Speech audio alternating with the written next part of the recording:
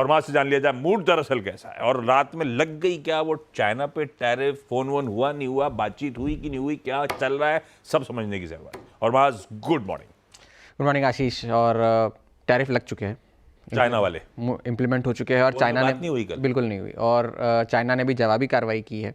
मगर बाजार ने इसे पूरी तरह से नज़रअंदाज किया है। हम कल भी इसके बारे में बात कर रहे थे कि बाजार अब ये सारे जो टैरिफ टेंट्रम्स है उसे एक गिमिक की तरह ही देखेगा कि हाँ भाई अब उन्होंने टैरिफ लगा दिया है, 4 दिन बाद वो उसे वापस ले लेंगे, डील हो जाएगी, तो सारा मामला निपट जाएगा। तो अब जो है नैस्डैक और S&P 500 कल दोनों ने सोमवार को जितना भी गिरावट हुई थी वो सारा का सारा लॉस जो है वो रिकवर कर लिया कल के सेशन में। डाउ ने अंडर परफॉर्म करा मगर फिर भी बढ़त के साथ ही बंद हुए हैं। और नैस्डैक के फ्यूचर्स अभी हल्के दबाव में है, वो इसलिए क्योंकि अल्फाबेट और AMD के नतीजे अनुमान से कमज़ोर थे। उस पर थोड़ी ही देर में आते हैं। मगर चीन ने कल क्या किया, कल लगभग 12 बजे के आसपास चीन ने भी काउंटर टैरिफ्स लगाए हैं US से आने वाले सामान पर। और तेल 10% का टैरिफ उन्होंने तेल और एग्री मशीनरी पर लगाया है, और 15% का टैरिफ उन्होंने जो है कोल और LNG का जो निर्यात वो करते हैं, आयात जो करते हैं, उस पर लगाया है।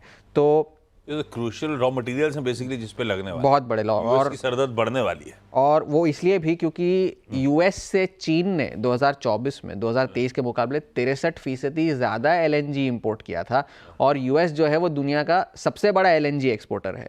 तो वहाँ इसलिए, और 15% का टैरिफ वहाँ पर लगाया गया है। और लगभग 15 मिलियन के कॉन्ट्रैक्ट्स उन्होंने ऑलरेडी साइन कर रखे थे 2026 के लिए। तो अब उन पर भी थोड़ी सी संकट आने की उम्मीद है। और ये मगर उन्होंने, ट्रंप ने तो 24 घंटे की विंडो छोड़ी थी कनाडा और मेक्सिको के लिए, चीन ने 1 हफ्ते की विंडो छोड़ी है। ये सारे टैरिफ जो है वो 10 फरवरी से लागू होंगे, तो शायद इस बीच कोई डील हो जाए तो ये टैरिफ जो है वो लागू ना हो। ये तो रही टैरिफ की बात। अब अमेरिका में कल ये हुआ कि जोल्ट्स का जो जॉब ओपनिंग्स का डेटा आया वो 3 महीने के सबसे निचले स्तरों पर था। वो लेबर मार्केट का स्लोडाउन जो दर्शाता है वो। और अब इस वजह से शुक्रवार को जो नॉन फार्म पेरोल्स का डेटा आना है वो और ज़्यादा इंपॉर्टेंट हो गया है, ये जानने के लिए कि फेड आगे चल के क्या करेगा, कि लेबर मार्केट में सचमुच स्लोडाउन है या नहीं है। अब एनालिस्ट भी ये समझने लग गए हैं, और ज़्यादातर एनालिस्ट ये कह रहे हैं कि ये सारी जो चीज़ें हैं वो एक बार्गेनिंग टूल है। ट्रम्प साहब अपने फेवर में चीज़ें लाने के लिए ये सारे टैरिफ वैरिफ लगाएंगे, फिर डील कर लेंगे, फिर मामला निपट जाएगा। और बहुत सारे लोगों ने कहा है कि ये भी जो टैरिफ लगे हैं चीन पर उसका भी कोई ज़्यादा इम्पैक्ट ना हो, 1 हफ्ते की विंडो है, देखें क्या होता है।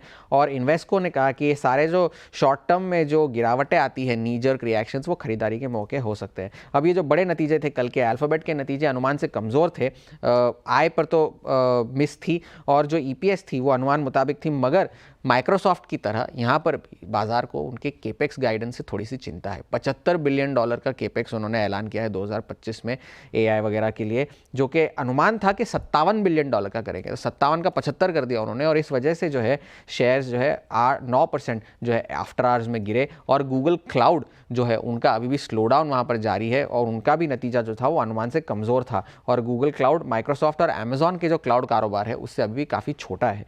AMD की भी गाइडेंस ख़राब थी, डेटा सेंटर की गाइडेंस ख़राब थी, क्योंकि नतीजे अच्छे थे, Q1 की गाइडेंस अच्छी थी, मगर उन्होंने ये कहा कि डेटा सेंटर बिजनेस जो है वो डबल डिजिट्स में ग्रो करेगा। अब डबल डिजिट्स तो 10% भी हो सकता है, 99% भी हो सकता है, कोई स्पेसिफिक नंबर नहीं दिया, जिस वजह से बाजार को निराशा हुई। फेड के जो ऑफिशियल्स है, जो अफसर है, उनके बयान जारी है। मैरी डेली जो कि सैन फ्रांसिस्को फेड की अध्यक्षा है, उन्होंने भी ये कहा है कि जो ट्रंप एडमिनिस्ट्रेशन की पॉलिसीज़ है उस पर फेड को हर बार रिएक्ट करने की ज़रूरत नहीं है, सोच समझ कर आप फैसला लीजिए।